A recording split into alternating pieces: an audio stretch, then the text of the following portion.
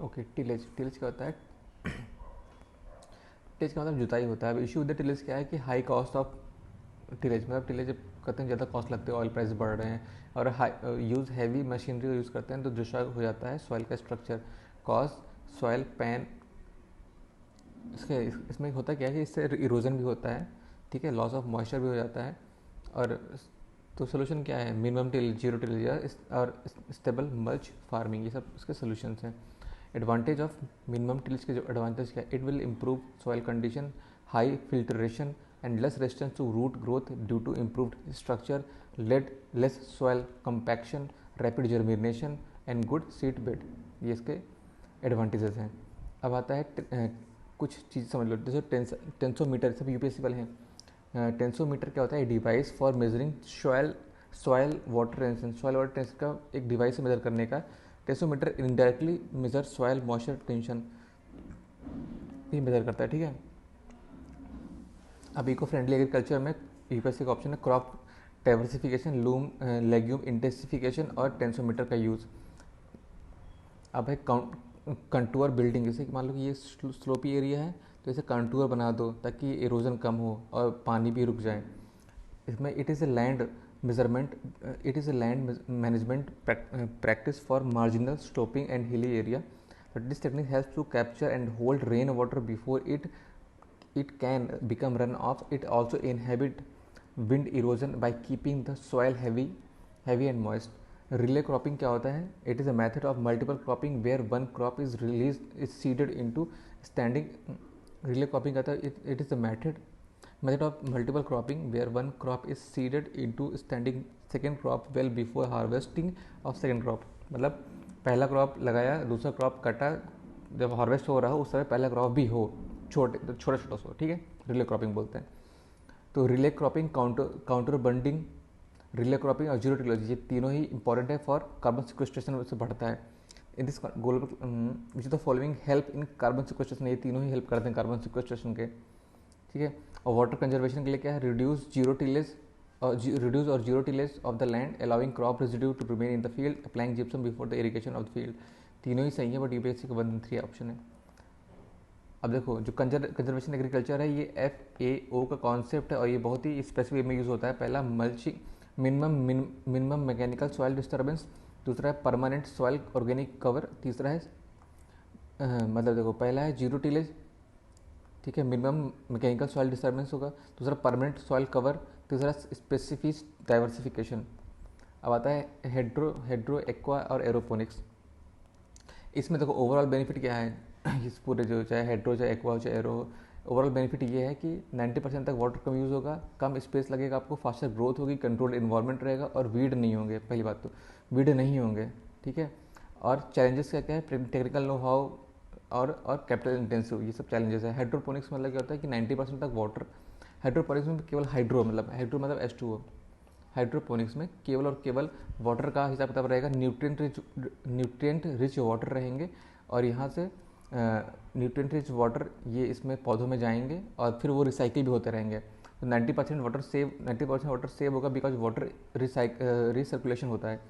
उसके बाद आता है एक एरोपोनिक्स में क्या होता है कि जो एरो मतलब एरोपोनिक्स एयर, और इसमें जो यहाँ पे न्यूट्रिएंट सोल्यूशन रहेगा वो मिस्ट, मतलब धीरे धीरे फवारे के फॉर्म में रहेगा, मिस्ट इसके फॉर्म में रहेगा, ठीक है। Supplying mist form of nutrient solution.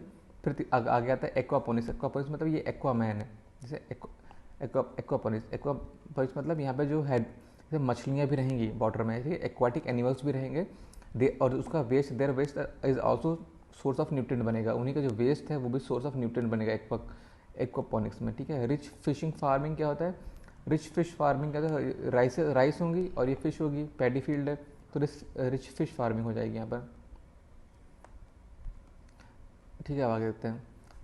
BEA bureau of energy efficiency एक स्टेटरी बॉडी है, अंडर एनर्जी कंजर्वेशन एक्ट 2001 के अंदर आती है, ठीक है। इसका मिनिस्ट्री ऑफ पावर, ठीक है, इसमें BEA स्टार लेबलिंग प्रोग्राम इनका है और ये जो एनर्जी कंजर्वेशन बिल्डिंग कोड ये भी इन्हीं का दिया हुआ है, BEA का। EESL का है एनर्जी एफिशिएंसी सर्विस लिमिटेड, ये जॉइंट वेंचर PSC उसका मिनिस्ट्री ऑफ पावर के अंदर आता है। तो जो energy conservation of building code है, ये BEE का है, ये कमर्शियल बिल्डिंग्स के लिए है, मैंडेटरी है for certain new commercial buildings. देखो BEE, देखो energy conservation building code mandatory होगा भी, वो भी केवल कमर्शियल बिल्डिंग के लिए मैंडेटरी हो सकता है, बिकॉज नॉर्मल आदमी तो BPL का वो इतना अफोर्ड भी नहीं कर पाएगा। इको निवास संहिता क्या है, मिनिस्ट्री ऑफ पावर के अंतर्गत आती है फॉर रेजिडेंशियल बिल्डिंग। जैसे अब ये तो energy conservation building code commercial building के लिए है, तो इको निवास संहिता ये आती है आपकी रेजिडेंशियल बिल्डिंग के लिए, मिनिस्ट्री ऑफ पावर के अंतर्गत आती है, ठीक है। और गृह क्या है, टेरी और ministry of new and renewable energy ने मिलकर बनाया है गृह। ये रेटिंग टूल है कि किस बिल्डिंग को कितने रेट मिलता है, ठीक है। EIA क्या है, ये है अंदर इन्वायरमेंट प्रोटेक्शन एक्ट 1986 के अंदर आती है, ठीक है। अभी इसको मिनिस्टर ऑफ इन्वायरमेंट इसको डील करता है, इससे 2006 में नोटिफिकेशन आया था इसका। अब इसमें जो दो कैटेगरी में सारे प्रोजेक्ट्स को बांटे जाते हैं, category A, category B. Category A वाले प्रोजेक्ट्स में क्या होता है कि इसमें इन्वायरमेंट इम्पैक्ट असेसमेंट मैंडेटरी है, इसीलिए इसकी स्क्रीनिंग होती है। स्क्रीनिंग का बेसिक मतलब ये रहता है कि किसकी स्क्रीन करके हम ये निकालते हैं किस प्रोजेक्ट्स को इन्वायरमेंट इम्पैक्ट असेसमेंट मैंडेटरी करना है, किसको नहीं करना है। लेकिन जब कैटेगरी ए में सारे के सारे प्रोजेक्ट्स को इन्वायरमेंट इम्पैक्ट असेसमेंट होना है, तो फिर यहाँ पे स्क्रीनिंग की ज़रूरत नहीं है। फिर कैटेगरी बी में हम स्क्रीनिंग कराते हैं कि भाई कौन से प्रोजेक्ट को EIA मैंडेटरी है, कौन सी मैंडेटरी नहीं है। फिर उसमें दो कैटेगरी के प्रोजेक्ट्स आते हैं, B1 B2। B1 मतलब प्रोजेक्ट्स जिनमें EIA रिक्वायर्ड है, और B2 प्रोजेक्ट्स में EIA नॉट रिक्वायर्ड है। तो ओवरऑल देखा जाए तो A प्रोजेक्ट्स और B1 कैटेगरी प्रोजेक्ट्स, इसमें EIA रिक्वायर्ड है, ठीक है। Who gives environmental clearances, category A projects who gives environmental clearance, किसको इन्वायरमेंट क्लियरेंस मिलती है, कैटेगरी ए प्रोजेक्ट्स को मिलती है। एक्सपर्ट अप्रेजल कमेटी उसको रिकमेंडेशन देता है, फिर ministry of environment forest and climate change इसको अप्रूव करती है, ठीक। कैटेगरी बी प्रोजेक्ट्स में क्या होता है, तो कैटेगरी ए प्रोजेक्ट्स के लिए सेंट्रल लेवल पर डीलिंग होती है, कैटेगरी बी प्रोजेक्ट्स के लिए स्टेट लेवल पर डीलिंग होती है, ठीक है। स्टेट एक्सपर्ट अप्रेजल कमेटी है, वो रिकमेंड करेगी, फिर स्टेट EIA अथॉरिटी उसको अप्रूव करेगी। NGT CPCB, ये NGT का स्टैट्यूटरी बॉडी है, NGT एक 2010 में बना है। इसमें इसके पहले ये वर्ल्ड की तीसरी बॉडी है जो इन्वायरमेंट रिलेटेड बॉडी है। इससे पहले ऑस्ट्रेलिया और न्यूजीलैंड में बना था। और सिविल केसेस इसमें डील करेंगे केवल, no criminal cases, natural justice के प्रिंसिपल वर्क करती है, not bound by code of civil procedure 1901। इसमें 4 बेंच हैं, प्रिंसिपल बेंच दिल्ली में, फिर पुणे, कोलकाता, भोपाल और चेन्नई में। Decision can be challenge only on supreme court. गलत, क्योंकि ये जो NGT एक ट्राइब्यूनल है, ठीक है, एक ट्राइब्यूनल है। जब भाई ट्राइब्यूनल है तो पहले हाई कोर्ट जाओगे, देन सुप्रीम कोर्ट जाओगे। और इसमें कई सारे लॉज से डील करती है, बट इसमें 2 लॉज से डील नहीं करते। For example environment protection act 1972 से डील नहीं करती, और 1927 इससे भी डील नहीं करती है, ठीक है। अब इसमें ये किसको जस्टिफाई करती है, right to healthy environment article 21 को। और इसमें देखो जो चेयरमैन होगा वो सर्विंग या रिटायर्ड जज ऑफ सुप्रीम कोर्ट या chief justice of high court, ठीक है। इसमें जुडिशियल मेंबर्स भी रहेंगे, इसमें एक्सपर्ट मेंबर्स भी रहेंगे। इसमें 5 ईयर का टर्म रहेगा, और नो रीअपॉइंटमेंट, याद रखो, इसमें कोई भी रीअपॉइंटमेंट नहीं होगा, ठीक है। और CPCB क्या है, स्टैट्यूटरी बॉडी है अंडर वाटर एक्ट 1974, उसको ऑल्सो है पावर अंडर एयर एक्ट 1981, ठीक है, मिनिस्ट्री ऑफ इन्वायरमेंट के अंदर आती है। अब NGT provide environmental justice and help to reduce the burden of litigation in the higher court, whereas CPCB promotes cleanliness of streams and wells and aim to improve the quality of air। सही है। Cold bed methane क्या होता है, तो sweet gas बोलते हैं। Cold bed methane में ज़्यादा फॉर्म ऑफ नेचुरल गैस है, इसमें CH4 + CO2 + बुटेन, प्रोपेन और चीज़ें पाई जाती हैं, तो मेनली CH4 है, कोल बेड से निकालते हैं। सेल फॉर्मेशन से निकालते हैं, ये भी एक नेचुरल गैस है, trapped within the shale sedimentary rock होती है। CH4CO2 शेल एक सेडिमेंट्री रॉक है, याद रखो, शेल क्या सेडिमेंट्री रॉक है। CH4CO2 और NO ये सब रहता है। मीथेन हाइड्रेट, इसमें भी गैस ट्रैप्ड होती है, 90% मीथेन होता है, found in Indian ocean also. इसमें क्या होता है, आर्टिक मीथेन हाइड्रेट्स मिलते हैं, देखो परमाफ्रॉस्ट के ऊपर नीचे, सी फ्लोर के ऊपर नीचे, और बायोजेनिक मीथेन भी क्रिएट होती है, तो ये सब तरीके हैं। PNG LPG कहता है ब्यूटेन प्रोपेन, ठीक है। CNG mainly compressed natural gas, mainly methane. Water gas CO + H2, coal gas HCH2 और O, ठीक है। अब बायोगैस देखो बायोगैस समझो, ये आसान है। Biogas CH4CO2 H2S, CH4CO2 H2S। Syngas क्या है, H2O CO CO2 और प्रोड्यूसर गैस N2CO, बायोगैस में 60% CH4 है, बायोमीथेन में 90% CH4 है। अब आता है डिजास्टर मैनेजमेंट में। तो डिजास्टर मैनेजमेंट में जो NDMA होता है उसका हेड होता है PM, SDMA का हेड CM, DDMA का हेड DM। और इसमें एक फंड बनता है जो स्टेट और नेशनल लेवल दोनों पे होता है। और इसमें इसके अंदर जो भी लॉकडाउन जो भी हमें ऑर्डर्स मिले हैं वो डिजास्टर मैनेजमेंट एक्ट 2005 और एपिडेमिक डिजीज एक्ट 1987 के आधार पर मिले हैं। और ठीक है, इसमें executive committee headed by home secretary, national executive committee को होम सेक्रेटरी हेड करता है। एपिडेमिक डिजीज एक्ट जो 1897 का है उसको जब आया था तो आया था to tackle bubonic plague in Bombay. Bubonic plague in Bombay में हुआ था, उसको टैकल करने के लिए। And does not define dangerous epidemic disease. ठीक है। और अब नेशनल डिजास्टर रिस्पॉन्स फंड जो है इसमें it define national disaster management act define करता है 2005 वाला नेशनल डिजास्टर रिस्पॉन्स फंड। इसमें हम इसको NDRF बोलते हैं। NDRF फंड में हम सेस के थ्रू भी, बजट के थ्रू भी और वॉलंटरी भी कंट्रीब्यूशन कर सकते हैं। पब्लिक अकाउंट में होता है, मतलब एग्जीक्यूटिव को उससे पैसे निकालने के लिए पार्लियामेंट की अप्रूवल की जरूरत नहीं पड़ती है। इसमें कैग का आपका ऑडिट कर सकता है। NDRF में कैग ऑडिट कर सकता है और PM केयर्स को कैग ऑडिट नहीं कर सकता है। It supplements SDRF of state. ये SDRF और स्टेट को सप्लीमेंट करता है। ठीक है, SDRF और स्टेट को सप्लीमेंट करता है। अब कुछ डिजास्टर हैं जो नोटिफाइड की जाती है अंडर ये जो ये अपना एक्ट है, डिजास्टर मैनेजमेंट एक्ट के अंदर नोटिफाइड की जाती हैं। उसमें हीट वेव नहीं है, याद रखो। कोल्ड वेव है बट हीट वेव नहीं है। कोल्ड वेव है, साइक्लोन है, ड्रॉट है, earthquake, fire, flood, tsunami, hail storm, landslide, avalanche, cloud burst, pest attack, frost, cold wave सब कुछ है बट हीट वेव नहीं है।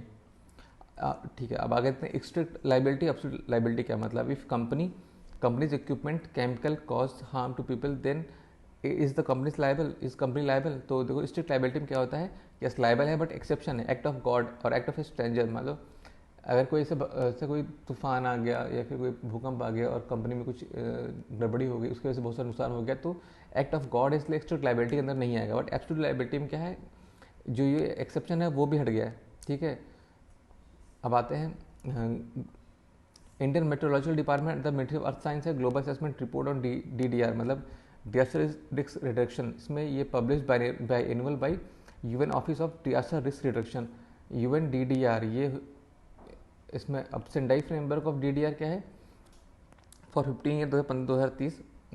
सेंडाई फ्रेमवर्क में है क्या है, देखो 2005 से 2015 तक आता है ह्यूगो फ्रेमवर्क, फिर उसके बाद सेंडाई फ्रेमवर्क 2015 से 30 तक। सेंडाई फ्रेमवर्क 2015 से 2030 तक है। ठीक है, national institute of disaster management, ये इंपॉर्टेंट है। National institute of disaster management एक स्टैट्यूटरी बॉडी है, याद रखो ये बहुत इंपॉर्टेंट है। National institute of disaster management लगने को लगता है कि एक एजेंसी होगी बट ऐसा नहीं है। National institute of disaster management एक स्टैट्यूटरी बॉडी है। ठीक है, national institute of disaster management एक स्टैट्यूटरी बॉडी है under ministry of home affair. ठीक है, अब आता है ड्रॉट। ड्रॉट भी कई तरह के होते हैं, जैसे कि मेट्रोलॉजिकल ड्रॉट है, इसमें बारिश कम होगी। हाइड्रोलॉजिकल ड्रॉट है, इसमें डैम्स में वाटर कम है। एग्रीकल्चर ड्रॉट है, मतलब सॉइल में मॉइस्चर कम है। इकोलॉजिकल ड्रॉट है, मतलब low ecosystem productivity. Flash flood के मतलब, फ्लैश ड्रॉट क्या मतलब है कि no rain happened and temperature also rises abnormally, soil will lose moisture fast, इससे आ जाएगा फ्लैश ड्रॉट। हीट वेव में क्या होता है कि पहले बात तो heat wave is not a notified disaster under DM act 2005। अभी क्या है कि इसे प्री कंडीशन है। अब देखो 3 तरह की जगह होती है, प्लेन, कोस्टल, हिल। अगर प्लेन में 40 डिग्री से प्री कंडीशन होनी चाहिए, 40 डिग्री सेल्सियस, कोस्टल में 37 और हिल में 30। अब हीट वेव तब आएगी जब नॉर्मल से +0.45 ज़्यादा हो जाए। ठीक है, प्लेन, कोस्टल, हिल 40, कोस्टल में 37 और हिल में 30। और हीट वेव तब आएगी जब 0.45 सब में ज़्यादा हो जाए, और सीवियर हीट वेव तब आएगी जब 6.4 ज़्यादा हो जाएगा। फॉरेस्ट फायर कई सारी रीजन लग सकती हैं। इम्पैक्ट क्या पड़ेगा, air, water, wild life, livelihood, loss of carbon sink, फिर इंक्रीज टोपोस्फेरिक ओजोन। फोटो जो फॉरेस्ट फायर होता है उससे इंक्रीज होता है टोपोस्फेरिक ओजोन। ठीक है, और डैमेज होता है स्ट्रेटोस्फेरिक ओजोन। ठीक है, benefit of light, bad ozone को बढ़ाता है। क्या बेनिफिट ऑफ फॉरेस्ट का जो क्या बेनिफिट है, return return moisture of the soil, क्या बेनिफिट है, रिटर्न करता है न्यूट्रिएंट्स टू सॉइल, सॉइल में न्यूट्रिएंट्स वापस आते हैं that were stored in dead trees and eliminate करेगा इन्वेजिव वीड, और केयर करेगा, और क्या करेगा, क्लियर करेगा forest floor for new seed germination. Some trees need light fire, कुछ ट्रीज को चाहिए होता है कि आग चाहिए होती है, जैसे भंसिका ट्री, बैंक्सिया ट्री को मतलब फायर चाहिए होती है। Control fire can prevent natural fire. देखो नेचुरली अडॉप्टेड जो भंसिया ट्री होती है, प्लांट्स होते हैं, naturally adopted to the presence of regular bush fire, ठीक है। अब 21% जो फॉरेस्ट एरिया है इज प्रोन टू फायर। आगे देखते हैं साइक्लोन्स। देखो साइक्लोन्स में जो ट्रॉपिकल साइक्लोन्स आता है, जैसे मान लो अपने इंडिया में ट्रॉपिकल साइक्लोन आता है ना उड़ीसा में, तो वो ईस्टर्लीज विंड पे आता है, तो टेम्परेट मतलब वेस्टर्ली विंड्स। अब ट्रॉपिकल साइक्लोन में अफेक्ट करेगा लेस एरिया को, केवल उड़ीसा वाले एरिया को अफेक्ट करता है, हाइयर विंड स्पीड रहती है, खूब सारी विंड स्पीड रहती है, और फॉर्म सी में बनता है, और जैसे लैंड में तो डिसिपेट हो जाता है। और फ्रंटल सिस्टम अपसेंट रहता है, फ्रंट सिस्टम नहीं रहता है हमारे ट्रॉपिकल वाले में, फ्रंट नहीं रहता है, वो टेम्परेट वाले में फ्रंट रहता है, और यूजुअली 7 days, ठीक है। तो ट्रॉपिकल का तो ये सारा हो गया कि ईस्टर्लीज आएंगी, कम एरिया को इफेक्ट करेगा, हाई विंड स्पीड, सी में बनेगा, डिस्पेड होगा लैंड में, अपसेंट रहेगा फ्रंटल सिस्टम, 7 दिन के लिए चलेगा। टेम्परेट वाले में क्या रहेगा, वेस्टर्लीज रहेगा, लार्ज एरिया को अफेक्ट करेगा, उल्टा है जस्ट, वेस्टर्लीज लार्ज एरिया को अफेक्ट करेगा, लोअर विंड स्पीड रहेगी, can form sea as well as land, frontal system रहेगा, यूजुअली 14 दिन तक रहेगा, ठीक है। तो ये हो गया टेम्परेट और ट्रॉपिकल साइक्लोन। अब कुछ नाम है देखो, जैसे इंडिया में साइक्लोन बोलते हैं, इंडियन ओशन रीजन में, ठीक है। अटलांटिक ओशन में इसको हरिकेन्स बोलते हैं, हरिकेन। जैसे यूएस में आता है, चाइना में आता है तो हरिकेन्स, यूएस में आता है तो हरिकेन आता है। फिर टाइफून, जापान और चाइना में टाइफून बोलते हैं, ऑस्ट्रेलिया में वेरी विल बोलते हैं। अब आता है कि इसके condition that are favourable for the formation of intensification of tropical cyclone. क्या फॉर्मेशन, क्या है ज़रूरत, हायर टेम्परेचर होना चाहिए, मतलब अगर 27 डिग्री से हायर टेम्परेचर होगा तो अच्छा है, इससे लो प्रेशर का एरिया फॉर्म होता है। स्मॉल वेरिएशन होनी चाहिए इन द वर्टिकल विंड्स में स्मॉल वेरिएशन होना चाहिए, जैसे कि जैसे एयर राइज करती है तो moisture in the air condense होता है, वो रिलीज करता है लेटेंट हीट को, और वो फर्दर इंटेंसिफाई होता है साइक्लोन। प्रेजेंस होगा प्रेजेंस ऑफ क्योरलिस फोर्स की प्रेजेंस होनी चाहिए, enough to create cyclonic vortex. Coriolis force होगा तो साइक्लोनिक वर्टेक्स बन जाएगा, ठीक है। एट इक्वेटर जो कोरलिस फोर्स 0 होता है, देखो उसमें जो कोरलिस फोर्स होता है उसका फार्मूला था, मैं लास्ट में साइन और एंगल आता था, ठीक है। तो ये एंगल 90 होता है पोल पे, तो मैक्सिमम पोल पे होता है, तो कोरलिस फोर्स इक्वेटर पे 0 और पोल पे maximum. Pre existing weak pressure system area और लो लेवल साइक्लोनिक सर्कुलेशन, ठीक है। कुछ पहले से ही कुछ लो प्रेशर एरिया का एग्जिस्टेंस होना चाहिए। For example many Bay of Bengal cyclones are remain of typhoon. जो टाइफून आपके वहाँ आते हैं ना, टाइफून आते हैं जो जापान और इधर चाइना में, जो जापान और चाइना में जो आते हैं typhoon, basically Bay of Bengal में वो साइक्लोन उन्हीं के रिमेन से बन जाते हैं, ठीक है। फिर आता है upper divergence above the sea level system, upper divergence होगा above the sea level system. अब क्या इसमें क्वेश्चन है, why more cyclones in Bay of Bengal than Arabian Sea. तो पहला है कि हाई सी सरफेस टेम्परेचर है बे ऑफ बंगाल का, पहली बात। दूसरा है many Bay of Bengal cyclones are remains of typhoon, ठीक है। दो चीज हो गया। अब आता है नेमिंग ऑफ साइक्लोन्स कैसे करते हैं, तो 13 कंट्री से 13 नाम चूज किए गए हैं। वर्ल्ड जो मैकेनिज्म कौन बताता है, भाई WMO और यूनेस्केप और इंडिया मेट्रोलॉजिकल डिपार्टमेंट है। एक तरह से ये क्या है, रीजनल स्पेशलाइज्ड मेट्रोलॉजिकल सेंटर है, ये भी अपने नाम देता है। मेडिकेन्स क्या होता है, मेडिकेन्स मेडिटेरियन हरिकेन्स है। Medicanes is Mediterranean hurricanes, colder and smaller. Pattern of wind, देखो विंड का पैटर्न क्या होता है, अगर हम मान लो साइक्लोन आ रहा है और नॉर्दर्न हेमिस्फीयर में, तो साइक्लोन में क्या क्या पैटर्न होगा। देखो नॉर्दर्न हेमिस्फीयर में तो हमें सब पता है, जैसे मान लो ये ऐसा हो गया तो सारी सारी जो नॉर्थ में क्या और राइट की तरफ मूवमेंट होता है, ठीक है। तो ये मान लो ऐसे आ रही थी तो ऐसे मूव कर गई, ठीक है, ये राइट में होगा। अभी ऊपर से आई तो ऐसे मूव कर जाएगी, नीचे से आ रही थी तो ऐसे मूव कर जाएगी, ठीक है, इधर से तो ऐसे मूव कर जाएगी। तो फिर ये ऐसे ऐसे सिस्टम बन जाएगा। सिस्टम कैसा बनेगा, एंटी क्लॉकवाइज, ठीक है। तो नदर्न हेमिस्फीयर में anti clockwise cyclone, northern hemisphere wind का पैटर्न एंटी क्लॉकवाइज रहेगा, ठीक है। तो सदर्न हेमिस्फीयर में क्या रहेगा, साइक्लोन का पैटर्न नदर्न हेमिस्फीयर में एंटी क्लॉकवाइज रहेगा। तो सदर्न हेमिस्फीयर कैसा रहेगा, क्लॉकवाइज। फिर नदर्न हेमिस्फीयर में एंटी साइक्लोन का पैटर्न कैसा रहेगा, ऊपर एंटी क्लॉकवाइज तो नहीं क्लॉकवाइज रहेगा, अब इधर क्लॉकवाइज तो एंटी क्लॉकवाइज रहेगा, तो पूरा डिफाइन कर लो ऐसे ही। अब एक क्वेश्चन देखो, surface wind spiral inwards upon centre of the I. Surface wind है वो स्पायरल होती है सेंटर ऑफ द आई की तरफ, ठीक है, मतलब ऐसे ऐसे घूम घूम के चारों तरफ से आती है एयर, ठीक है, लो प्रेशर तरफ, ठीक है। Air descent in the centre of the eye cyclone. जो आई है ना यहाँ पर एयर डिसेंट करती है ऐसे, ठीक है, बाहर से आके आई पे डिसेंट करते हो, यहाँ से तो जा रही है बट सेंटर पे डिसेंट करती है। देखो ये देखो, दिख रहा है, सेंटर पे डिसेंट कर रही है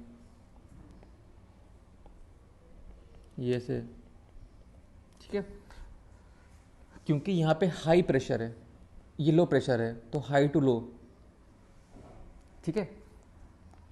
अब बताए in the South Pole Atlantic and southern eastern Pacific region, मतलब यहाँ पर cyclone does not originate. Region क्या है, ITCZ सेल्डम फॉर्म, यहाँ पे ICTZ नहीं बनता है।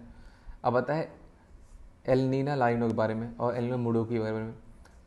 इसमें देखो जो नॉर्मल वॉकर सेल होती है पैसिफिक ओशन में, हम पैसिफिक ओशन की बात कर रहे हैं, ठीक है। Prefer to seesaw arrangement, देखो अच्छा देख लेते हैं।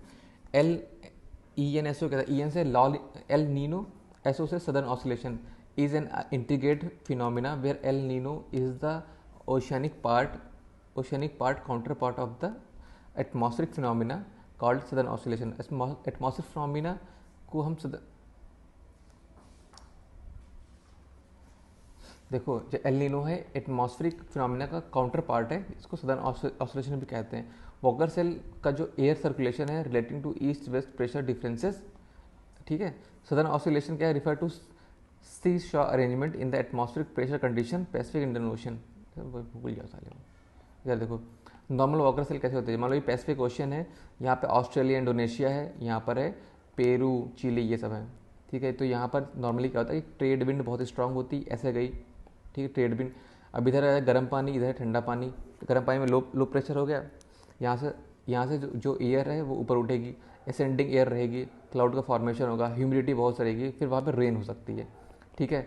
अब यहाँ पर ऐसे जाएगी, फिर ऐसे डिसेंडिंग एयर है, यहाँ पर एयर के ड्राई रहेगी, यहाँ पर एरिडिटी भी होगी और यहाँ पर अपवेलिंग भी होगी, क्योंकि जब ट्रेड विंड ऐसे घूम रही है तो ये जो यहाँ जगह होगा इसको भरने के लिए अपवेलिंग होगी, ठीक है। तो यहाँ पे कोल्ड वाटर की पाइलिंग होगी, एरिडिटी रहेगी और ड्राई एयर रहेगा, ठीक है। La Nina good girl normal condition, जो ये तो नॉर्मल कंडीशन है, ठीक है, हमारी नॉर्मल वॉकर सेल। अब इसी कंडीशन को स्ट्रेंथन कर दो, जो ट्रेड विंड थे ना इसको स्ट्रॉन्ग ट्रेड विंड कर दो, स्ट्रॉन्ग ट्रेड विंड मतलब यहाँ पर खूब थोड़ी ज़्यादा गर्मी हुई नॉर्मल से, यहाँ पे ज़्यादा अपवेलिंग हुई, नॉर्मल ज़्यादा ठंडा हुआ, तो क्या intensified normal situation because of the strong trade wind.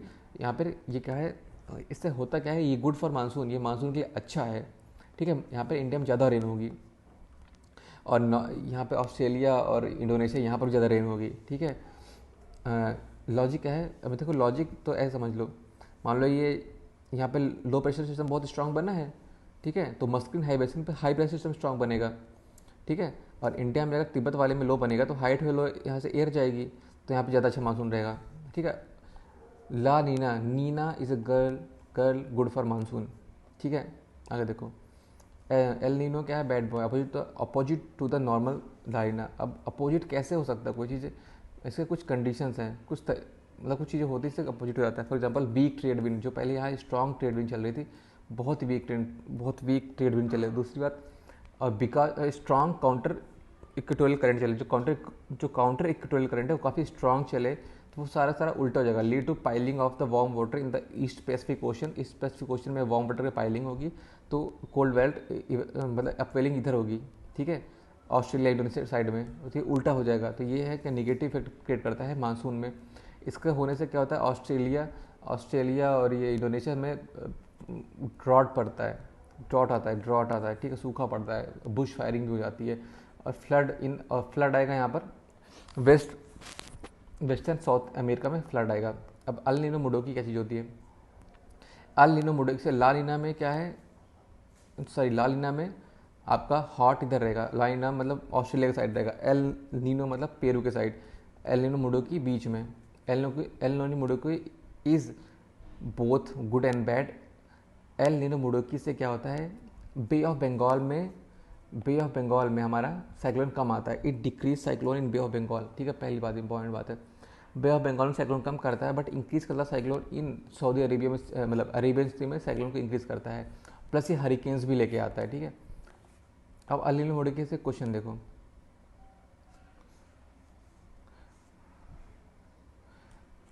Normal El Nino forms in the central Pacific ocean, गलत है, सेंट्रल पैसिफिक ओशन में क्या बनता है, एल नीनो मुडोकी बनता है। पैसिफिक ओशन में देखो राइट में बनता है एल नीनो, लेफ्ट में बनता है ला नीना। अब आगे देखते हैं, how Indian ocean dipole affect monsoon. देखो पॉजिटिव जो इंडियन ओशन डायपोल है, पॉजिटिव का मतलब वही है जो नॉर्मल वॉकर सेल है, मतलब वो पॉजिटिव है। जैसे कि मतलब ट्रेड विंड ऐसे जा रही है तो यहाँ पे लो प्रेशर बनेगा, यहाँ पर अप फेलिंग होकर हाई प्रेशर बनेगा, यहाँ पर ऐसे विंड जाएगी, ऐसे जाएगी। ठीक है, ये पॉजिटिव नॉर्मल वाला है। Strong trade wind, easterly trade wind रहेंगे, स्ट्रॉन्ग ट्रेड विंड रहेंगी, वार्मर करेंगे अरेबियन सी को, और बे ऑफ बंगाल हल्का कूलर हो जाएगा, मोर रेन होगी इंडिया में ज़्यादा रेन होगी, और लेस रेन होगी ऑस्ट्रेलिया में। तो ये पॉजिटिव है। निगेटिव क्या मतलब है कि वीक ट्रेड विंड रहे या वीक ईस्टर्लीज रहे और काउंटर इक्वेटोरियल करंट स्ट्रांग रहे, तो लो प्रेशर यहाँ बनेगा आपका ऑस्ट्रेलिया में, हाई प्रेशर बनेगा अरेबियन सी में। तो देखो जहाँ भी लो प्रेशर रहेगा वहीं बारिश होगी, तो मतलब रेन कहाँ होगी, ऑस्ट्रेलिया या इंडोनेशिया में होगी, और इंडिया में रेन नहीं होगी।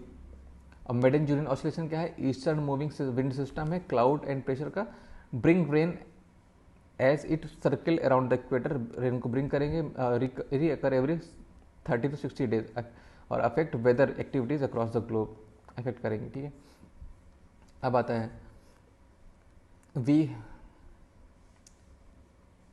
For short term climate prediction which one the following events detected in the last decade is associated with occasional weak monsoon rain in the subcontinent। Weak monsoon किससे, La Nina मतलब El Nino.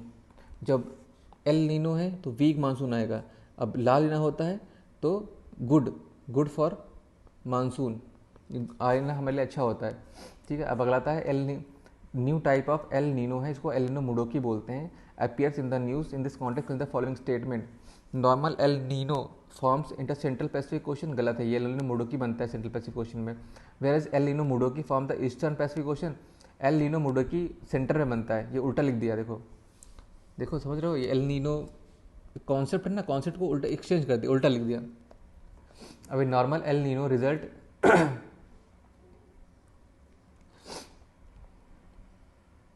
अब देखो इसमें लिखा El Nino Modoki form the eastern Pacific ocean. जो eastern Pacific ocean है वहाँ पे तो एल नीनो बनता है, एल नीनो मुडोकी सेंट्रल बनता है। ठीक है, ला नीना ऑस्ट्रेलिया में बनता है, तभी यहाँ बारिश होती है।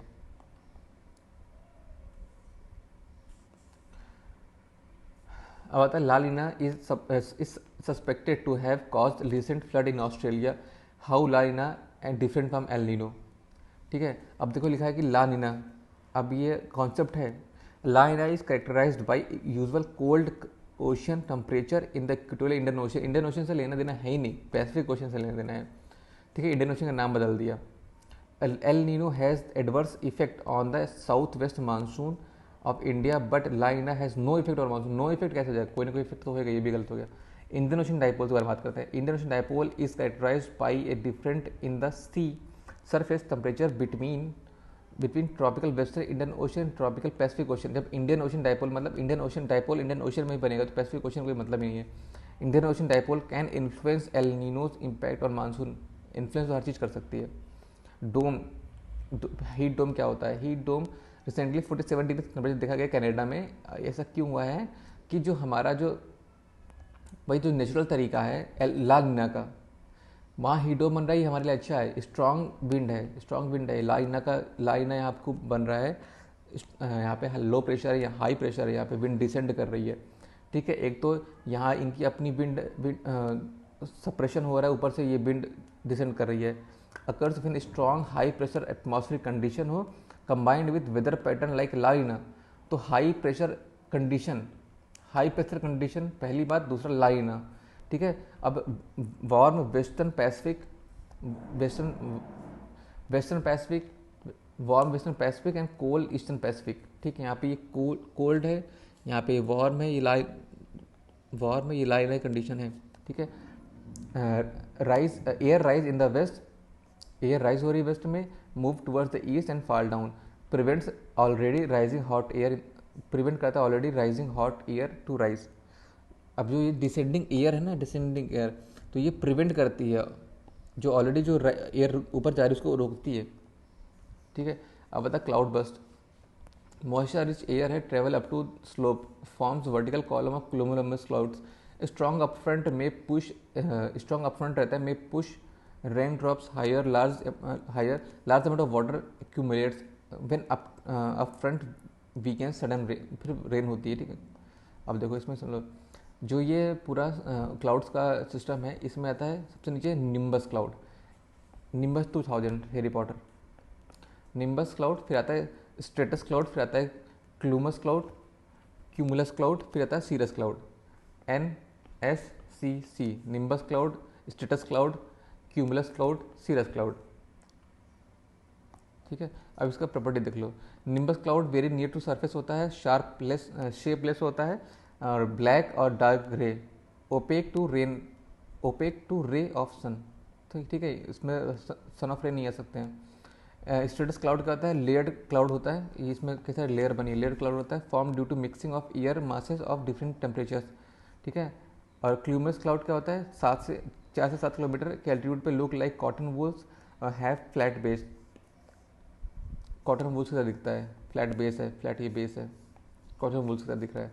और सीरस क्लाउड कहता है कि थिन एंड डिटैच्ड क्लाउड, ये थिन क्लाउड, डिटैच्ड क्लाउड है, फर्दर अपीयरेंस होता है, ऑलवेज वाइट इन कलर। अब देखो ये आता है THC और AMOC, थर्मोहलाइन सर्कुलेशन और अटलांटिक थर्मोहलाइन सर्कुलेशन और अटलांटिक मेरिडोनल ओवरटर्निंग सर्कुलेशन, दो चीज़ देखो, थर्मोहलाइन सर्कुलेशन और अटलांटिक मेरिडोनल ओवरटर्निंग सर्कुलेशन। अब देखो सांद्र, THC थर्मोहलाइन सर्कुलेशन और AMOC क्या, Atlantic meridional overturning circulation, AMOC से पार्ट ऑफ थर्मोलाइन सर्कुलेशन, ठीक है। आगे देखो,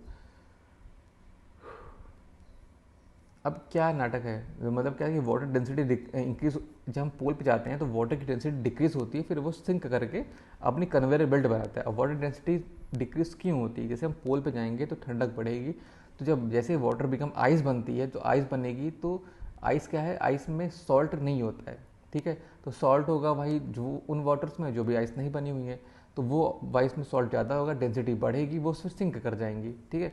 वाटर बिकम कोल्ड डेंसर, ठीक है। डेंसर कैसे कि कुछ आइस बनी, जो आइस नहीं बनी वहाँ पे सॉल्ट ज़्यादा मिक्स हो गया, डेंसिटी बढ़ गई और सिंक कर जाएंगी। Density of water maximum 4 degree Celsius पे होती है, ठीक है। Water form ice living salt behind, salt near by salty water denser और सिंक कर जाएंगे पोल पे हो गए। सो ये पूरा आपका सिस्टम बनाएगा। अब आते हैं THC और AMOC में, thermohaline circulation driven by difference in densities, ये जो सर्कुलेशन बन रहा है इससे इसमें डेंसिटी का डिफरेंस है, टेम्परेचर का डिफरेंस, सॉल्ट कंटेंट का, has both vertical and horizontal movement, कि connect surface and deep ocean, help in heat redistribution. ये तो वही है ना कि इक्वेटर से पोल पे जा रहे हैं तो हीट का डिस्ट्रीब्यूशन हो जाता है, रिडिस्ट्रीब्यूशन हो जाता है। Atlantic meridional overturning circulation, AMOC is another branch of HTC। जो AMOC है वो थर्मोलाइन सर्कुलेशन का नदर ब्रांच है। तो ऐसे भी लिख सकते हैं कि thermohaline circulation is branch of AMOC, गलत, AMOC is the branch of thermohaline circulation. तो AMOC जो नदर ब्रांच है ऑफ थर्मोलाइन सर्कुलेशन की, और gulf stream is also part of it, right. AMOC is slowing down, अब AMOC के slowing down हो रहा है, अच्छे से वो जो पैटर्न बन रहा था सिंक करने का वो नहीं बन पाता है। तो इससे तो इसमें से क्या है, कई सारे रीज़न, ऐसा क्यों हो रहा है, कई सारे रीज़न है। इसमें एक रीज़न ये भी है कि भाई ग्लोबल वार्मिंग की वजह से जो आइस जो थी वो मेल्ट हो रही है। जब आइस मेल्ट हो रही है तो बहुत सारा फ्रेश वाटर इसमें आ जा रहा है, जो ऑलरेडी जो सलाइन वाटर था उसमें आ जाता है। तो क्या है कि ओवरऑल जो डेंसिटी है सॉल्ट कंटेंट की वो कम हो जा रही है। जब डेंसिटी कम होगी तो सिंक कम करेगा, जब सिंक कम करेगा तो बेल्ट अच्छी नहीं बनेगी। अब उसका लॉस क्या है, जब ऐसा होगा तो भाई जो हीट डिस्ट्रीब्यूट हो रही थी इक्वेटोरियल से आपके पोल की तरफ वो सही से हीट डिस्ट्रीब्यूट नहीं हो पाएगी, तो Europe will become colder, Europe और कोल्ड हो जाएगा। ठीक है, जब एएमओसी स्लो डाउन होगी तो would cool the northern hemisphere और कोल्ड कर देगा and decrease the rainfall of the Europe. ज़्यादा कोल्ड हो जाएगा। अभी क्या था, जब वहाँ पर हीट डिस्ट्रीब्यूट हो रही तो वो कुछ एरिया हल्का सा गर्म होता होगा, जब गर्म होगा तो वहाँ से एयर ऊपर जाएगी और बादल बनाएगी और रेनफॉल होगी। बट वो एरिया पर ठंडा ही है, लो प्रेशर सिस्टम क्रिएट हो जाएगा तो डिसेंडिंग एयर हो जाएगी, तो रेन की कोई पॉसिबिलिटी नहीं है। तो एएमओसी के वीक होने से, एएमओसी के अगर वीक होने से दो चीज़ होती हैं, कोल्ड बढ़ेगा और दूसरा रेन नहीं होगी। ठीक है, दूसरी होगी। अब फिफ्थ ओशन की बात करते हैं। फिफ्थ ओशन सदर्न ओशन है। इसमें दूसरे ओशन के साइज देखो, पैसिफिक, अटलांटिक, इंडियन, सदर्न और आर्कटिक, ये 5 ओशन है। इसमें कौन से जो पैसेज है जो इन्वॉल्व नहीं है, देखो जो फिफ्थ ओशन है इसमें ड्रेक पैसेज और स्कॉटिया देखो ड्रेक पैसेज ही है, इसमें ड्रेक पैसेज नहीं है और स्कॉटिया सी, ये दो चीज़ नहीं इसमें इन्वॉल्व है। ठीक है, आगे देखते हैं। Apparent movement of sun. ठीक है, अब अपना जो सन है ये टॉपिक ऑफ कैंसर है ये, ठीक है, और ये टॉपिक ऑफ कैंसर, ये है इक्वेटर। तो मतलब हम नॉर्दर्न हेमिस्फीयर में हैं, यहाँ पर इक्वेटर है और यहाँ पर है टॉपिक ऑफ कैप्रिकॉर्न, यहाँ पर इक्वेटर है और ये है टॉपिक ऑफ कैंसर। अब जो ये कंडीशन है 21 तारीख की समर सोलिस्टिस, ये जो कंडीशन है यहाँ पर क्या होता है कि जो हमारा जो सन की जो मान लो ये चीज़ ये है, ठीक है, अब यहाँ पर क्या होगा कि सन की रेज ऐसे पड़ रही है। ठीक है, जब ऐसे पड़ेगी तो यहाँ पर जब ऐसे पड़ती है तो यहाँ पर दिन सबसे बड़ा होता है।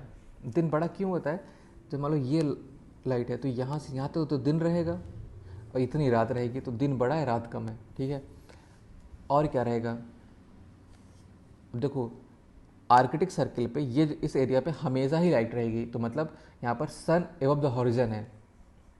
एबव द हॉरिजन मतलब सन हमेशा दिख रहा है। अब एंटार्क्टिक सर्किल में हमेशा रात रह रही 6 महीने तक, मतलब सन बिलो द हॉरिजन है, वो हमेशा बिलो द हॉरिजन मतलब सन कभी नहीं दिख रहा है। और ऐसी कंडीशन में जो आर्कटिक सर्किल में sun above the horizon, Antarctic में sun below the horizon, always dark. ठीक है, और यहाँ पर तो आपका ट्रॉपिकल, अब कैंसर में अगर डायरेक्ट पड़ रही सनराइज तो यहाँ पे दिन बड़ा रहेगा, रात छोटी रहेगी। अगर इक्वेटर पड़ रही होती तो दिन रात बराबर होते हैं। ठीक है, तो अब देखो, ठीक है, तो यहाँ पर जैसे मान लो सन था तो यहाँ से हमें पड़ रही है, यहाँ पर टॉपिक ऑफ कैंसर में पड़ रही है, तो फिर कैंसर में पड़ रही है तो हमेशा ही जो आर्कटिक ओशन रहेगा सन एबव द हॉरिजन रहेगा, एंटार्क्टिक में सन बिलो द हॉरिजन रहेगा, यहाँ पर डे टाइम ज़्यादा रहेगा और लाइट टाइम कम रहेगा।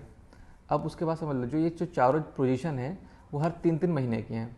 ठीक है, 3-3 महीना, तो जैसे मान लो ये अगर जून की है तो ये सितंबर की है, तो ये दिसंबर की है, तो ये मार्च की है। और यहाँ पे से डी है, मतलब जिस दिन की है, यहाँ पे D+2 कर दो, यहाँ पे D+1 कर दो, यहाँ पे D+0 कर दो। ठीक है, अब इक्विनॉक्स, इक्विनॉक्स में क्या हो जाएगा, सन हमेशा जैसे यहाँ पर क्या है, टॉपिक ऑफ कैंसर पे साइन कर रहा था ना, overhead of Tropic of Cancer, यहाँ पर साइन इक्वेटर पे, sun shine vertically overhead of the equator, यहाँ पर भी इक्वेटर, यहाँ पर भी इक्वेटर, इक्वेटर पर रहेगा तो दिन और रात दोनों बराबर रहेंगे। ठीक है, और क्या रहेगा आपका, दिन और रात बराबर रहेगा। ठीक है, और ये यहाँ पर अगर यहाँ पर हम देखेंगे तो सन की रेज टॉपिक ऑफ कैप्रिकॉर्न पे रहेगी, टॉपिक ऑफ कैप्रिकॉर्न पे रहेगी, तो जो सन है ऑलवेज एबव द हॉरिजन, किस केस में, एंटार्क्टिक केस में, तो एंटार्क्टिक में हमेशा दिन रहेगा, कभी 6 बजे तक रात नहीं होगी, तो सन इज एबव द ऑरिजन। और आर्कटिक में हमेशा रात रहेगी, सन इज बिलो द ऑरिजन यहाँ पर। ठीक है, अब यहाँ पर क्या आएगा, एंटार्क्टिक वाले जो सन ऑफ कैप्रिकॉर्न पे रहेगा तो हमेशा, तो सदर्न हेमिस्फीयर में दिन बड़ा रात छोटी और नदर्न हेमिस्फीयर में रात बड़ी दिन छोटा। ठीक है, जब टॉपिक ऑफ कैंसर में था तो नदर्न हेमिस्फीयर में दिन बड़ा रात छोटा और सदर्न हेमिस्फीयर में रात बड़ी दिन छोटा था। ठीक है, दिन तो बस इतना था, रात इतनी थी, इसका उल्टा हो जाएगा। ठीक है, ये समर सॉल्स्टिस या विंटर सॉल्स्टिस, ये इक्विनॉक्स है, याद रखना। ठीक है, 21 जून जून के बाद सितंबर, दिसंबर, मार्च, 21 के बाद D+2 23 सितंबर और D+1 22 दिसंबर, D+0 21 मार्च। आगे देखते हैं। अब मिलेट्स में क्या होता है, स्मॉल ग्रेन सीरियल है, ठीक है, grown here small grain cereal है, ये ड्रॉट टॉलरेंट है, कम इनपुट चाहिए इसको पैदा करने के लिए, कॉल्ड फेमाइन रिजर्व्स, केवल 65 दिन में ही ग्रो कर जाते हैं, मोस्टली खरीफ क्रॉप होते हैं, ठीक, मोस्टली खरीफ क्रॉप होते हैं, बेनिफिट क्या, हेल्दी होते हैं, माइक्रो न्यूट्रिएंट्स इसमें होते हैं, इसको न्यूट्री सीरियल्स भी बोलते हैं मिलेट्स को, ठीक है, कैल्शियम होता है, आयरन होता है, फॉस्फोरस होता है, ठीक है, ये इसको हाई फाइबर्स में होते हैं, डिटॉक्सीफाई करता है, ये नॉन एनर्जिक होता है, ग्लूटेन फ्री होता है, मिलेट्स इज ग्लूटेन फ्री और लो इन ग्लाइमिक इंडेक्स में भी ये लो होता है, ठीक है, डिटॉक्सीफाई करता है, ग्लूटोन फ्री होता है, लो इन ग्लाइमिक इंडेक्स होता है, हेल्प करता है प्रिवेंट करने में डायबिटीज़ टाइप 2 डायबिटीज़ को। अब देखो मेजर मिलेट्स में ज्वार, बाजरा, रागी, ज्वार को बोलते हैं सॉर्गम, ज्वार याद रखो, ये आता है, ज्वार को बोलते हैं सॉर्गम, बाजरा को बोलते हैं पर्ल मिलेट, रागी को बोलते हैं फिंगर मिलेट, ज्वार को सॉर्गम, बाजरा को पर्ल मिलेट, रागी को फिंगर मिलेट, ठीक है, स्यूडो मिलेट्स भी कुछ होते हैं, कोई मतलब नहीं है। लार्जर इम्पोर्ट, इंडिया क्या है, इंडिया का फर्स्ट है, देखो मिलेट्स सबसे ज़्यादा गरीब भुखमरी दही है, सबसे ज़्यादा मिलेट यहीं प्रोड्यूस किया जाता है, लार्जेस्ट प्रोड्यूसर है इंडिया मिलेट्स का, ठीक है, उसमें भी सबसे ज़्यादा लगभग ग्लोबल प्रोडक्शन का 30 से 40% तो हम ही प्रोड्यूस करते हैं, उसमें भी राजस्थान, महाराष्ट्र, कर्नाटक यहाँ ज़्यादा पैदा होता है। 2018 को year of the millet India में घोषित किया गया है और 2023 को year of the millet UN में घोषित किया गया है। अब देखो मिलेट्स का हमें पता है भाई, जहाँ पर रेनफेड एरिया, जहाँ पर रेनफॉल कम हो रही है, मतलब वहाँ हॉट क्लाइमेट रहेगा, hot and dry climate with poor soil. Barley क्या था, बारले मतलब cool climate with poor soil, cool climate याद रखो, कूल क्लाइमेट। तो राइस का तो पता है hot and moist climate with rich soil, T का पता है warm and moist climate with high altitude, ठीक है। तो मिलेट्स में हॉट क्लाइमेट, बारले में कूल क्लाइमेट। आता है national climate vulnerability assessment report, इसमें मिनिस्टर साइंस टेक की रिपोर्ट है, इसमें दिखाया गया नॉर्थ ईस्ट के 8 स्टेट वनरेबल हैं। आईपीसीसी का इंटर गवर्नमेंट बॉडी है, यूएन की बॉडी। आईपीसीसी को आईयूसीएन से कभी कंफ्यूज मत करना है, आईयूसीएन से तुम कंफ्यूज कर जाते हो, ठीक है।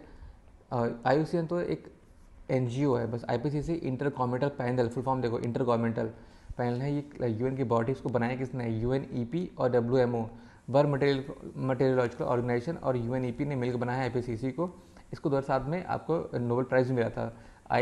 आईपीबीईएस क्या है, intergovernmental panel on biodiversity and ecosystem services, IPBES ये है जो बॉडी, ये यूएन की बॉडी नहीं है, ठीक है, ये बस 49 गवर्नमेंट ने मिलकर बनाई हुई है।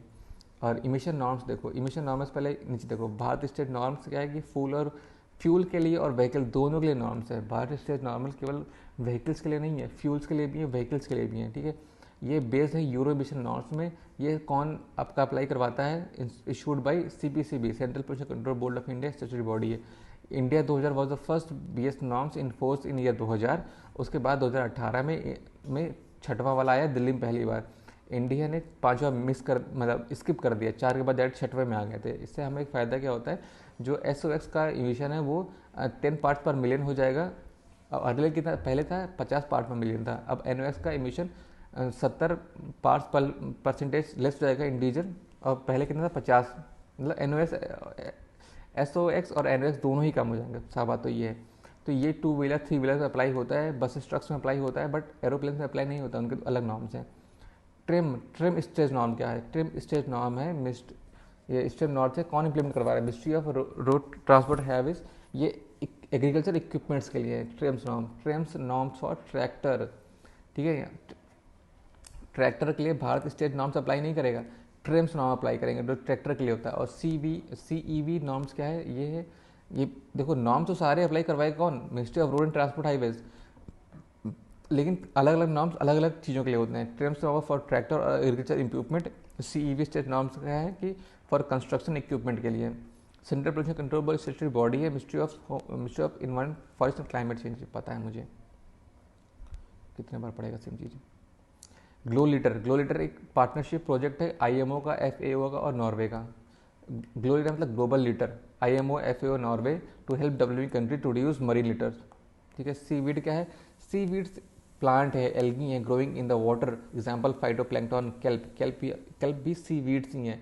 इसके बहुत सारे बेनिफिट्स हैं, एडिबल भी है, न्यूट्रिएंट रिच होता है, मेडिसिन, केमिकल इंडस्ट्रीज, कॉस्मेटिक कहीं भी यूज़ कर सकते हैं। चाइना है वो ग्लोबल प्रोडक्शन का आता है तो वही प्रोड्यूस करता है, इंडिया में भी प्रोड्यूस होता है, कल्टिवेटेड एट पल्क बे यहाँ पे बनता है। और multipurpose seaweed park to be set up in Tamil Nadu. अब आता है central coastal zone management, ICZM जो प्रोग्राम है, इसमें वर्ल्ड बैंक का असिस्टेंस दिया गया है फॉर लाइवलीहुड एंड एनवायरमेंट। देखो वर्ल्ड बैंक कभी भी कुछ देगा केवल इन्वायरमेंट प्रोटेक्शन के लिए कोई बात ही नहीं करते हैं। एक तरह से सस्टेनेबल होना चाहिए ना, केवल इन्वायरमेंट थोड़ी प्रोटेक्ट करना है, इन्वायरमेंट साथ लाइवलीहुड की बात करो।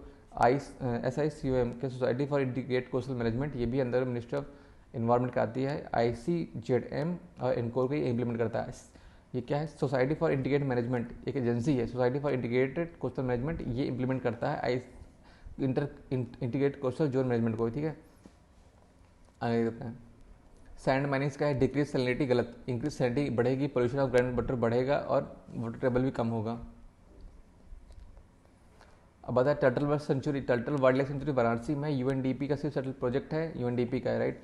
रेड एयर टर्टल, ये जो रेड एयर टर्टल है ना, ये इन्वेजिव स्पीसीज है। मियावाकी टेक्निक, अर्बन फॉरेस्ट्री की है, बायोफ्यूल पहला, दूसरा, तीसरा, चौथा जनरेशन, 4 जनरेशन का है, ठीक है। जो बायोफ्यूल अच्छे से कंबशन होता है क्योंकि इसमें ऑक्सीजन पहले से प्रेजेंस होती है। पहला जनरेशन फूड, दूसरा जनरेशन नॉन फूड, तीसरा एल्गी, चौथा एल्गी प्लस कार्बन सिक्वेस्ट्रेशन की बातें करते हैं इसमें। एल्गा कल्चर, एल्गी का फार्मिंग होती है। ऑयल्गी का होता है, ऑयल ऑफ एल्गी, ठीक है। Which the following named 4 crops which of one can cultivated for ethanol, jatropha pongamia, sunflower, सब भी डीजल बन सकते हैं।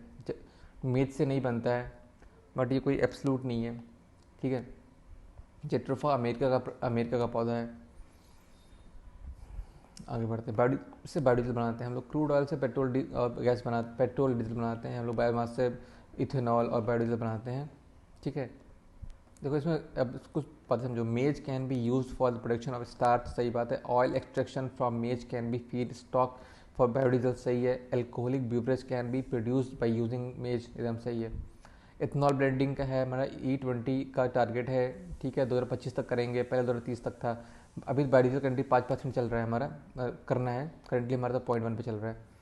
तो OMC ऑयल मार्केटिंग कंपनी पे करेंगे इस प्राइस दैट OMC इस पे इज सेट बाई CCEA करेगी, ठीक है। CCEA फिक्स करेंगे। पहले बात तो जो ये ब्लेंडिंग करेगा, जो बनता है तेल ना, वो लेस इकोनॉमिकल है और माइलेज भी कम कर देता है। ड्रॉप इन फ्यूल करता है, ये वो वाले फ्यूल से जिसमें इंजन मॉडिफिकेशन जरूरत नहीं पड़ती है। फ्लेक्स फ्यूल में क्या होता है कि किसी कॉम्बिनेशन से चल सकते हैं ये लोग ब्लेंडिंग करके, ठीक है। 100% पे भी चल सकते हैं। अब आता है स्टारडस्ट, क्या है ये, USA का first commercial space launch vehicle है, powered by biofuel. Stardust biofuel से पावर्ड है, USA का व्हीकल है। Government has allowed ethanol production procurement from sugarcane based raw material like CNB heavy molasses और sugarcane juice, sugar syrup, surplus rice है उसका भी ethanol बना सकते हो। With food corporation of FCI and maize ये सब भी इंक्लूड कर लिए गए हैं, ठीक है। Maize, surplus rice, molasses, sugar cane, sugar syrup, ये सब चीज़ों का, ठीक है। आप बताएं इंटरनेशनल प्रोग्राम में बायोफ्यूल किससे रॉ मटेरियल यूज़ कर सकते हैं। आंसर तो देखो root and protected damage food gun तो है ही, और जो बाकी देख लो, कसावा भी है, ठीक है। कसावा के बाद क्या आता है, शुगर बीट, ये दो को याद रखो, जो कसावा है और जो शुगर बीट है। चुकंदर, हमें लगता है कि चुकंदर नहीं होगा बट चुकंदर भी है और कसावा भी है, ठीक है। याद रखो शुगर बीट और कसावा, ये दोनों भी हैं। अब आते हैं ये अपना ये molasses is the by product of sugar production process. देखो ऐसे समझो, ये जो गन्ना है, गन्ने का जूस बना, ठीक है। जूस से यहाँ बस शुगर बनेगा, जैगरी बनेगी और मोलासेस बनेगा। और यहाँ पे जो गन्ना का ये जो बचा है, इसको बोलते हैं बगैसी, ठीक है। अब इस ग्राफ समझो, शुगर से बनता है पहले, शुगर केन से बनेगा पहले शुगर केन जूस और बगैसी। जो बगैसी है इसका तो क्या यूज़ करोगे, इसका ये तो बायोमास है, इसको पावर जनरेशन में यूज़ कर लो, पेपर कल्टिवेशन में यूज़ कर लो, पेपर प्रोडक्शन में। और जो शुगर केन का जूस है इसको बनाओ, आपसे शुगर चीनी बनाओ, जैगरी बनाओ और मोलासेस बनाओ। और मोलासेस क्या करोगे, एक कैटल फीड, या तो उसको लोग कैटल खा जाए या फिर इथेनॉल बना लो इसका, मोलासेस से इथेनॉल बन जाएगा। मोलेसिस बनेगा इथेनॉल, बेगेसिस बनेगा पावर जनरेशन और पेपर प्रोडक्शन।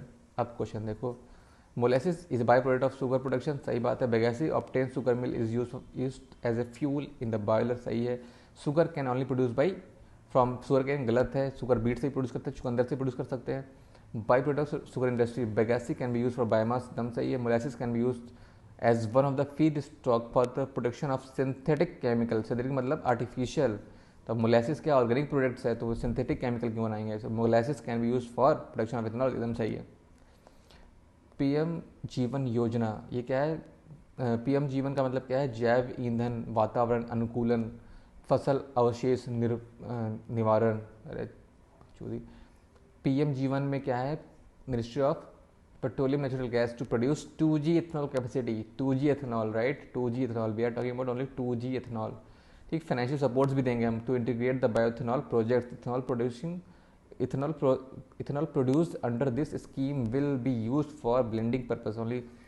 जो भी इथेनॉल इस प्रोजेक्ट में यूज़ किया जाएगा उसको हम ब्लेंडिंग पर्पज में यूज़ करेंगे। 2G इथेनॉल प्रोजेक्ट्स के बारे में बात हो रही है और इन फाइनेंशियल सपोर्ट भी मिलेगा। 2G plant utilize surplus biomass and agriculture waste to produce bioethanol, ठीक है। 2G प्लांट यूटिलाइज करेंगे सरप्लस बायोमास को जो प्रोड्यूस हो जाएगा एंड एग्रीकल्चर वेस्ट को to produce bioethanol. Interest subvention for दो setting of the standard ethanol distilleries, जो भी इथेनॉल की स्टैंड अलोन डिस्टिलरी खोलेगा उसको इंटरेस्ट सबवेंशन मिलेगा। यूजिंग ग्रेन्स, कौन कौन से ग्रेन का यूज़ करके तुम बनाओगे ethanol? Molasses, dual feed, sugar beet, sugar sorghum, cereal, ठीक है, और कसावा, शुगर बीट, चुकंदर, sugar sorghum, dual feed, molasses, cereal, इन सब से cereal as feed stock use करोगे। कसावा ट्रॉपिकल, एक टॉपिका बोलते हैं कसावा को, promising raw material for bioethanol, ठीक है, रॉ मटेरियल भी यूज़ कर सकते हैं बायोइथेनॉल के लिए। सबसे ज़्यादा कसावा कहाँ पे आता है? Tamil Nadu, right, Tamil Nadu is the highest producer of cassava.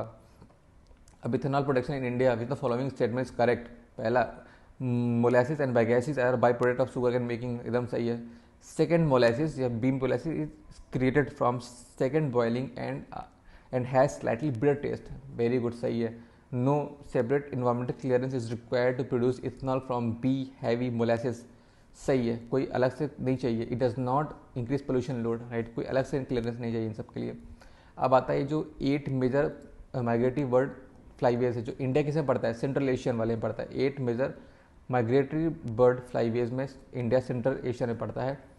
Counter measure क्या चीज़ है? काउंटर मेजर एक जापान और यूएनईपी का प्रोजेक्ट है, नहीं आएगा, तो जापान का है और यूएनईपी की तो हमसे मतलब नहीं है, लेकिन फिर भी देख लो, जापान काउंटर मेजर जापान और यूएनईपी का प्रोजेक्ट है प्लास्टिक पोल्यूशन के अगेंस्ट में। आगे देखते हैं कैंपा फंड क्या है?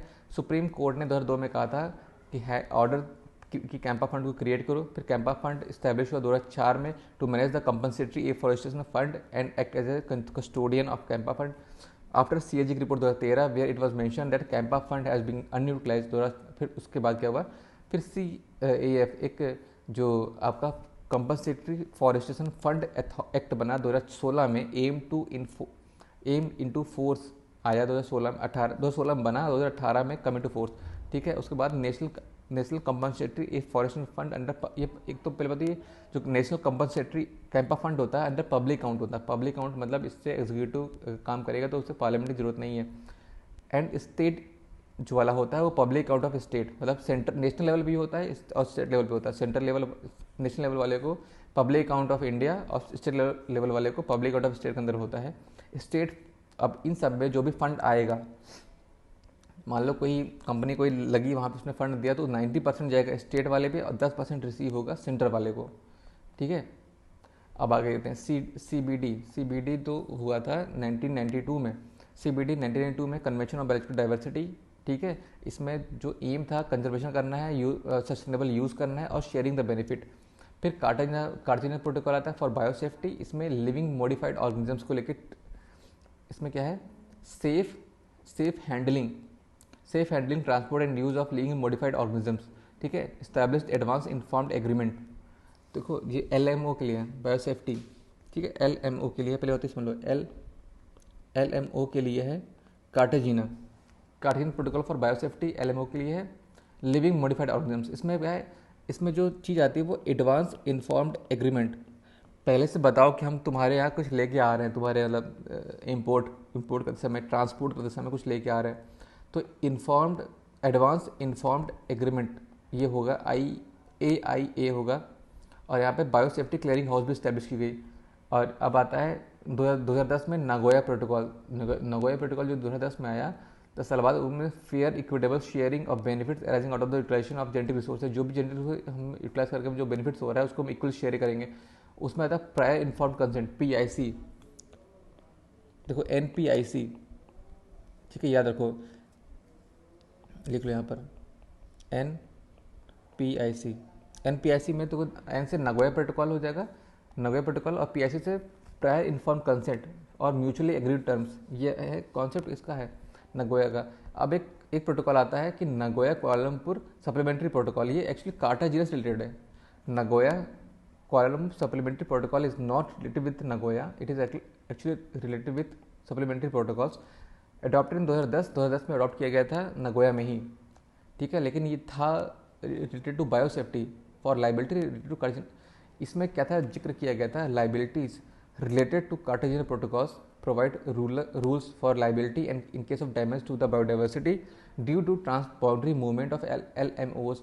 जो हम लिविंग मॉडिफाइड ऑर्गेनिज्म मालूम ट्रांस बाउंड्री मूवमेंट करा रहे हैं, उसकी वजह से कोई बायोडाइवर्सिटी का लॉस होता है किसी कंट्रीज में, उसकी प्रति लाइबिलिटी के बारे में बात की गई थी कोलालमपुर सप्लीमेंट्री प्रोटोकॉल्स में, ठीक है। अब आगे देखते हैं इकोसिस्टम सर्विस। देखो इकोसिस्टम सर्विस में 4 तरह की सर्विस होती हैं। पहली होती है supporting service, regulating service, provisioning service, cultural service.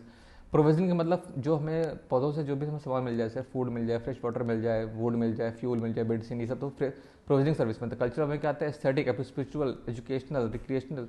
तो प्रोविजनल और कल्चरल का इतना इंपॉर्टेंस नहीं है, ज़्यादा इंपॉर्टेंस है सपोर्टिंग और रेगुलेटिंग सर्विस, ठीक है। तो supporting and regulating, supporting service में आता है nutrient cycles and soil formation. देखो सपोर्टिंग का मतलब क्या है, सपोर्टिंग व्हील। सपोर्टिंग सर्विस मतलब supporting wheel, supportive wheel such as nutrient cycle and energy production.